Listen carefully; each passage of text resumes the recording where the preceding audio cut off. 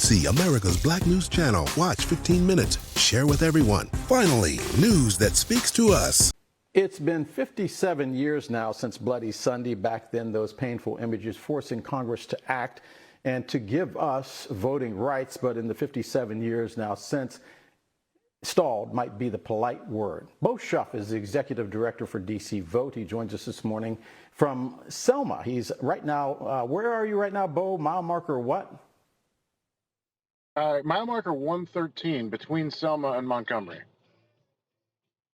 Bo, we're talking statehood this morning because we're seeing now the shock to the system nationwide with regards to D.C. trying to become the 51st state. First of all, is it racist the fact that D.C. is not?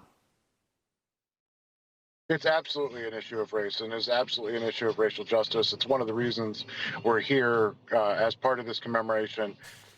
D.C. is a majority black and brown city, and it is ruled by a majority white body. It is systemic racism to a T. Bo, I've, 57 years since Selma, since it shocked the system. And I've watched this back and forth, as you know, for 37 of those years. And aside from being patient, where is the shock to the system that D.C. could deliver? Congress still gets its trash picked up on time. The traffic signals work. There's outrage politically, but where is the populace behind you?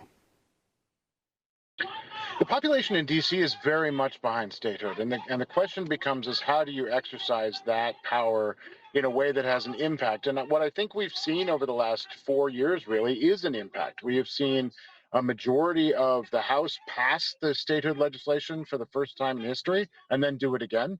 We've seen 48 senators that are in support of statehood for the first time in history. And now statehood has become one of the mainstream issues, especially as we're talking about voting rights and representation. So I think that the tide is turning and the support for statehood across the country is growing. One of the things that we work on and continue to work on is making sure that folks outside of the district are leveraging their own voice and increasing their support for statehood. Bo, talk to me about civil disobedience. 700,000 people in D.C. do not have the right to vote. They have the right to vote, but their vote doesn't have representation on Capitol Hill. There's no senator, there are no members of Congress. That being said, we watched as January 6th occurred and people stormed the Capitol because they were upset because they said their voices weren't being heard. Talk about what progress looks like and why it takes so much time. Significant change takes significant time, and I think that creating a 51st state is a significant change.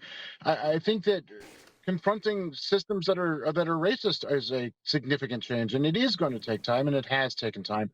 We were part of civil disobedience actions all throughout last fall at the White House to call attention to voting rights and statehood, to make sure that democracy moved forward. And we didn't get it as done as we had hoped it would, but we have absolutely changed the conversation. And I think that's because people were willing to risk their arrest and their safety in order to push these issues into the forefront. Bo, have a safe trip back from Alabama and keep up the good fight. And also the way that the fights are supposed to happen in the nation's capital, which is one vote, one footstep at a time, the same way they did when you crossed the Edmund Pettus Bridge when people crossed back in 1960s. Bo, thank you very much.